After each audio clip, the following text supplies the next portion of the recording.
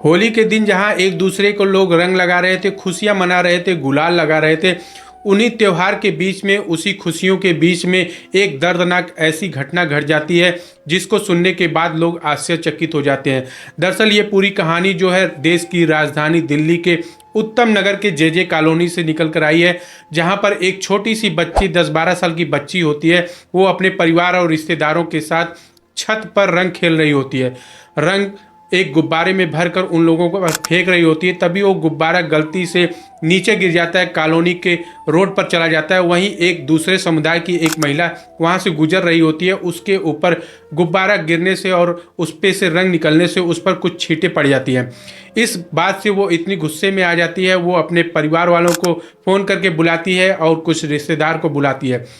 लगभग 30-40 की भीड़ वहां पहुंच जाती है और जिस बच्ची ने गुब्बारा फेंका था उसके परिवार पर वो पूरा समुदाय जो है टूट पड़ता है, उसके घर पर तोड़फोड़ करता है। ये लोग माफ़ी भी मांगते हैं, लेकिन ये लोग कुछ नहीं सुनते हैं और इनको मारते पीटते रहते हैं। कुछ समय बाद कुछ लोगों के हस्तक्षेप से ये पूरा मामला शांत हो जाता है और ये लोग यहाँ से चले जाते हैं। इसके बाद लोग सोच रहे थे कि झगड़ा खत्म हो गया, सब कुछ नॉर्मल हो गया, लोग अपने अपने घरों में चले जाते हैं। लेकिन असली कहानी की शुरुआत उसके बाद स्टार्ट होती है। नमस्कार साथियों, मेरा नाम अमर है और आप देख रहे हैं अमर क्राइम स्टोरी।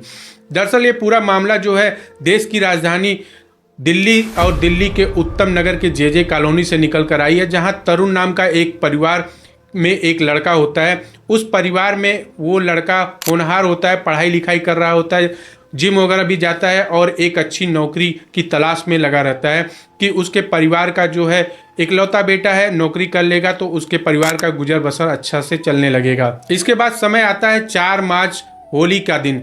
यानी कि होली के दिन लोग खुशियां मना रहे थे, एक दूसरे पर रंग और गुलाल लगा रहे थे। उसी परिवार में यानी तरुण के परिवार में एक छोटी सी बच्ची होती है जो छत पर जाकर रंग खेल रही होती है अपने परिवार और अपने रिश्तेदारों के साथ।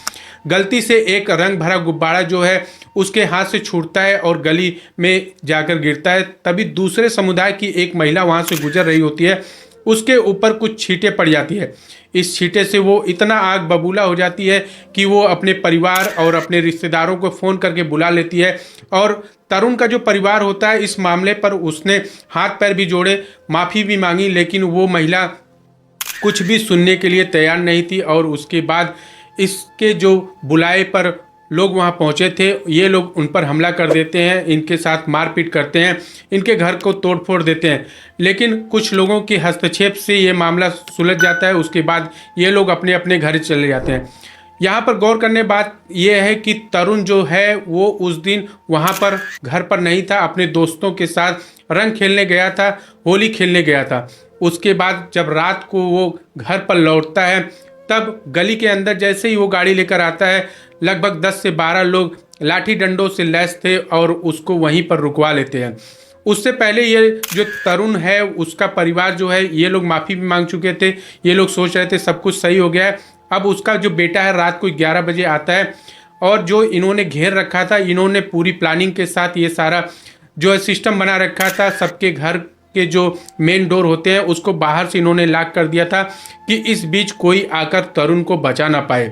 इसके बाद तरुण जो है रात 11 बजे घर आता है और उस पर ताबड़तोड़ ये लोग हमला कर देते हैं।